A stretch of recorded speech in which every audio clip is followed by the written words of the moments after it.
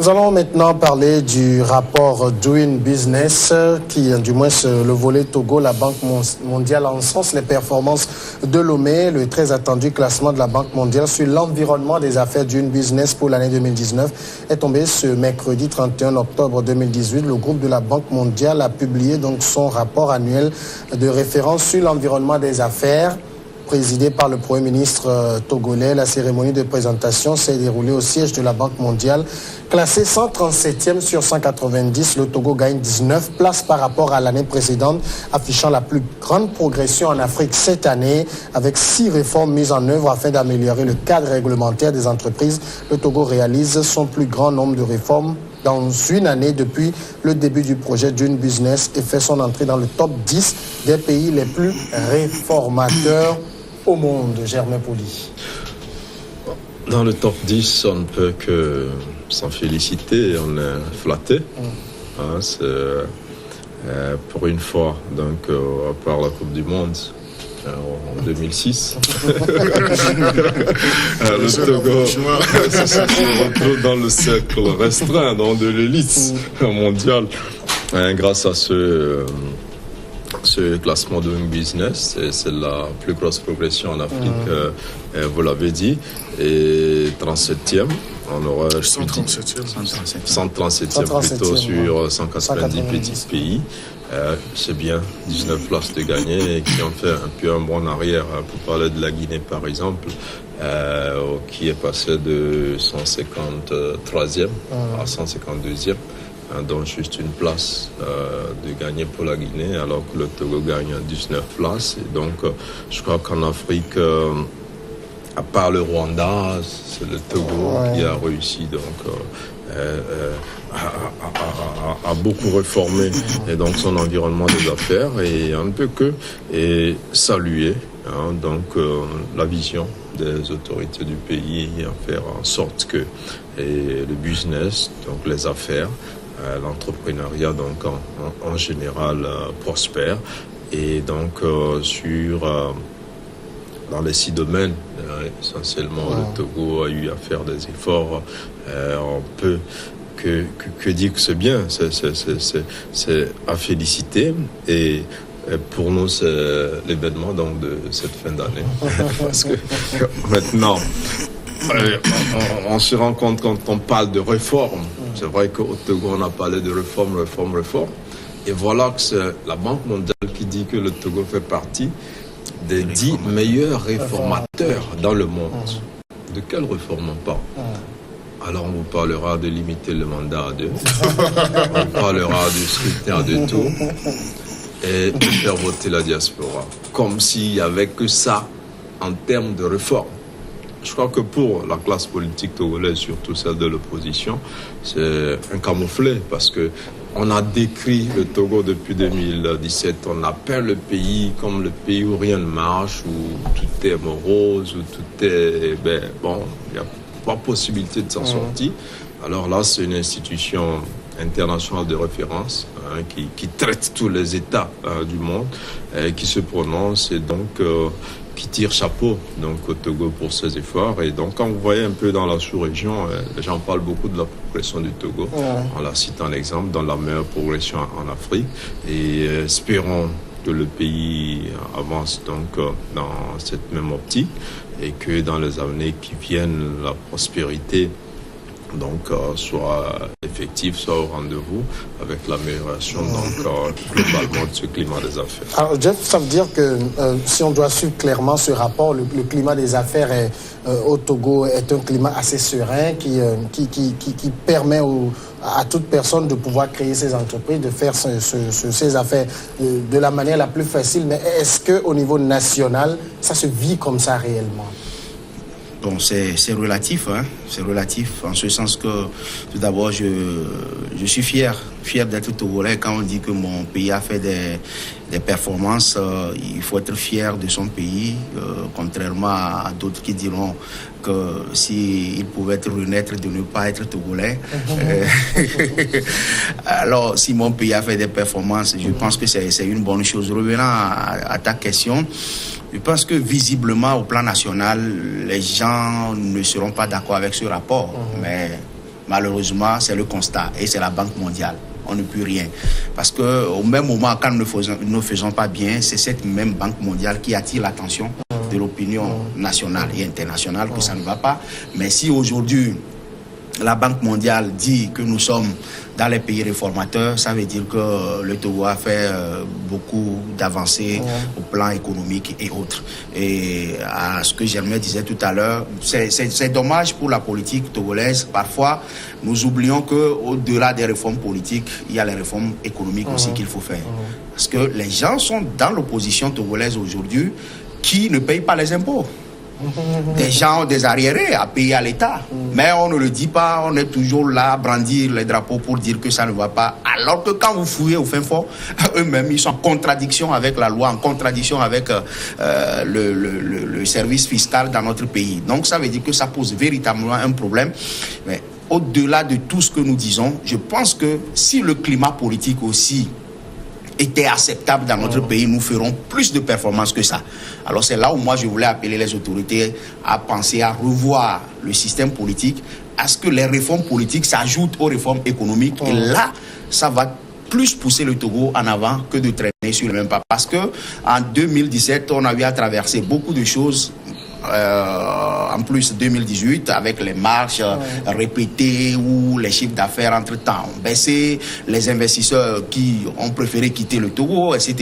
Mais si aujourd'hui on a dit il y a des réformes qu'on apprécie au niveau de la Banque mondiale, je pense que nous devons saisir cette occasion de mettre la balle à terre au niveau des réformes politiques, de faire les réformes politiques qui sont le socle ou bien qui est le départ, la base de tout développement. C'est là où j'interpelle et le parti au pouvoir et la classe de l'opposition de s'entendre sur le minimum, parce que si les réformes économiques sont bonnes dans notre pays, ça va permettre à tous les Togolais de jouir de ces fruits et que le climat des affaires puisse permettre à tous les investisseurs, à tous les nationaux à pouvoir enclencher le développement économique dans notre pays. Alors, ça veut dire clairement que le Togo est l'un des meilleurs réformateurs, en tout cas, qui a un bon climat des affaires. Mais est-ce que ce climat est attractif? Non, mais moi je dirais, si ce climat n'est pas attractif, il y a des indices de notation, bien de cotation au niveau de la Banque mondiale. Si le Togo est aujourd'hui dans le top 10 au niveau du monde, mais il faut dire que dans l'espace UMOA, nous sommes dans le top 3, si on peut abuser, parce que nous sommes à la 2e place. Et dans l'espace CEDEAO, nous sommes à la 4e place. Et devant un pays comme le Bénin, qu'on a présenté comme une meilleure démocratie dans l'espace CEDEAO avec des avantages. Donc il faut dire que cela... Devant le Burkina Faso, merci. Il faut dire que tout cela est parti d'une vision. Parce qu'à un certain moment, les autorités ont compris la nécessité, disons, d'assainir le climat des affaires. Et la mission que les autorités se sont assignées pour atteindre cette vision, c'est de mettre en place une cellule qui coordonne le climat des affaires. Donc c'est là où il faut saluer le travail de Madame Johnson Sandra Ablamba, qui a fait du bon boulot, qui a su à des moments précis taper du poing sur la table, amener les premiers responsables des secteurs concernés à aller vers les innovations, vers les réformes. Donc aujourd'hui, on voit le travail. Il nous en souvient qu'en août 2017, à partir d'août 2017, des acteurs de la classe politique de l'opposition ont tablé ou bien s'étaient réjouis à un certain moment, ou bien s'étaient donné comme objectif de paralyser les activités économiques de notre pays. Donc aujourd'hui, la situation, bien, le meilleur résultat que le Togo a fait est un camouflet, est un désaveu pour ces hommes politiques qui, au-delà de la chose politique, devraient parler et devraient beaucoup plus penser à notre pays, le Togo, pour rejoindre, disons, la satisfaction et la fierté de mon confrère Jeff Le Prince de se sentir togolais et autres là. Donc ça doit être un ressentiment à tous les niveaux. Donc aujourd'hui, nous avons vu qu'avec le travail de la cellule, le climat des affaires, avec toutes les opportunités et surtout les interpellations qui ont été faites à des acteurs clés devant favoriser un meilleur climat des affaires, on voit les résultats.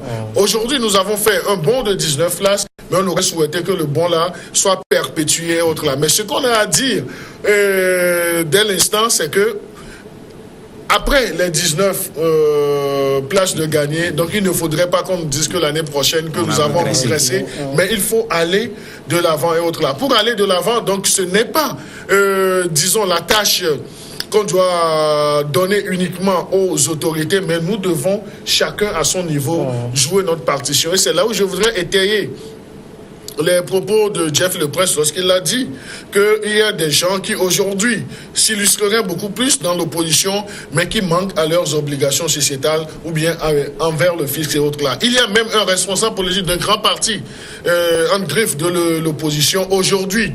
S'il se défait de la chose politique, donc c'est quelqu'un qui sera le lendemain derrière les barreaux parce qu'il a assez d'ardoise au niveau du fisc et autres là. Mais les gens se réfugient derrière la politique et surtout derrière le vocable opposition pour essayer de plomber le climat des affaires. On va continuer de parler des affaires quand même. Alors, Germain... Non, je parlais des affaires. C'est vrai de faire des affaires au Togo, mais est-ce que c'est possible de faire durer ces affaires dans le temps? Parce que vous rappelez la plainte de la plupart de ceux qui entreprennent au Togo, c'est que tout de suite vous avez votre entreprise, vous avez l'OTR qui est derrière vous. Oui, bon, je crois que en fait... nous sommes dans la désinformation généralisée. Et donc, on vous dit d'abord, tout est compliqué au Togo. On ne peut pas réussir au Togo. Il faut partir sur un pays où rien ne marche. Mais paradoxalement, on voit que des investisseurs arrivent. Ça veut dire que le pays est attrayant. Vous allez voir le premier indice, par exemple, le nombre de banques qui s'installent au Togo aujourd'hui. C'est extraordinaire. Ça veut dire qu'il y a... Au même moment qu'elle s'installe, en quoi elle booste l'économie. Oui, mais j'arrive. Il n'y a pas de financement. Oui, j'arrive. Ça veut dire... n'est pas financé, les activités. Non. Pour faire un prêt bancaire aujourd'hui, c'est la croix et la bannière. Non, j'arrive. Non, je crois qu'on le dit, mais c'est pas tout à fait ça. Ça veut dire qu'il y a des gens qui arrivent à épargner. Et les banques aussi offrent d'autoservices, les prêts et tout ce dont on parle. Il y a des conditions. Les banquiers ne demandent que ça. Oui, mais le Togolais d'abord d'amener votre titre foncier. Oui, combien de personnes ont des titres fonciers au Togo aussi? Ça ne sert à rien d'avoir un trop plein de banques et puis les gens vont chercher des financements. Je suis sur une procédure de faire un prêt bientôt, dans quelques mois. On n'a pas besoin de titre foncier. Vous faites un dépôt. Après, ce dépôt constitue une caution, on vous passe 3 fois, peut-être ce que vous avez déposé. Donc, il y a plein de situations. Dans les mois à venir, je vais te visiter de temps en temps. Dans les grandes banques. Donc, c'est pour dire, nous donnons l'impression que tout est compliqué parce que d'abord, nous n'avons pas une culture entrepreneuriale. La plupart des Togolais veulent travailler pour les autres, pour l'État d'abord. L'État est débordé, maintenant on se tourne vers les privés. Les privés débordés, il y a une jeunesse qui commence par entreprendre. Donc, tout ça, c'est une culture qu'on n'avait pas. Et les étrangers viennent, ils font de l'argent. Et vous voyez des Togolais qui sont aigris, qui disent non, mais c'est les étrangers ont pris le pays, tout ça. Mais le champ est vierge. Il y a des opportunités que vous ne voulez pas saisir. Mais si l'étranger, il arrive, il dit, ben, dans ce secteur, il y a plein d'argent à se faire, mais il n'y a rien. Mais il s'installe. Mais donc, c'est comme ça. Et l'État a aussi l'obligation favoriser le climat des affaires. Aucun pays ne se développe sans des investissements étrangers. Donc, il faut attirer les gens pour qu'ils amènent leurs capitaux et qu'ils investissent, qu'ils créent la richesse, qu'ils créent des emplois, qu'ils paient des impôts, des taxes et tout ça pour enrichir l'État et pour enrichir. Donc, je crois que tout ça nous est enseigné de l'Occident. Vous voyez un grand pays comme les États-Unis, les plus gros investisseurs, c'est qui? Ce sont les Chinois, ce sont les Coréens, ce sont les Japonais. Donc, vous voyez les Israéliens. Donc, ce sont les principaux investisseurs. Et l'État américain a besoin de ces gens-là, même les Mexicains également. Donc, vous voyez que nous arrivons à cette étape-là. Mais après, tout ce qu'on dit peut sembler être destiné à l'étranger. Mais si le climat est arrangé aujourd'hui dans les critères qui ont permis au Togo de progresser, il y a la facilité pour la création des entreprises. Aujourd'hui, on ne vous fatigue pas. En 24 heures, vous pouvez créer une entreprise. Aujourd'hui, vous voulez créer une société, vous n'avez plus besoin de passer par un notaire. Les frais de notaire et tout ça, c'est supprimé. Donc, il y a plein de facilités. Mais tant que nous ne voulons pas aller à l'information, nous continuons pas à croire que tout est compliqué, rien ne marche, alors que le cadre est vraiment propice pour émerger, donc alors, on ne peut pas. Donc Jeff, question peut-être un peu insidieuse, si vous voulez. Les réformes sont à saluer, les réformes économiques. Si c'est aussi facile de faire des réformes économiques, pourquoi pas les autres réformes? Je te l'avais dit tout à l'heure que c'est là où j'interpelle la classe de l'opposition, soit au pouvoir, soit l'opposition de s'entendre, parce qu'ils s'entendent à ne pas s'entendre. Donc, ils peuvent s'entendre maintenant à s'entendre pour faire les réformes politiques aussi. Les réformes politiques peuvent être aussi faciles que les réformes économiques. Non, mais pourvu que toutes les parties aient cette bonne volonté et autres là, parce qu'il faut le dire, cette situation ne profite qu'à ces leaders que nous avons qui végètent dans cette profession de leader politique et qui ne veulent pas. On en a comme l'impression que nos leaders que nous avons ne veulent pas que les choses bougent un peu et que la situation les arrange et autres là. S'ils veulent aller aux réformes politiques, donc je crois que il faut y aller rapidement. On va marquer la pause et on passe au second sujet, Togo.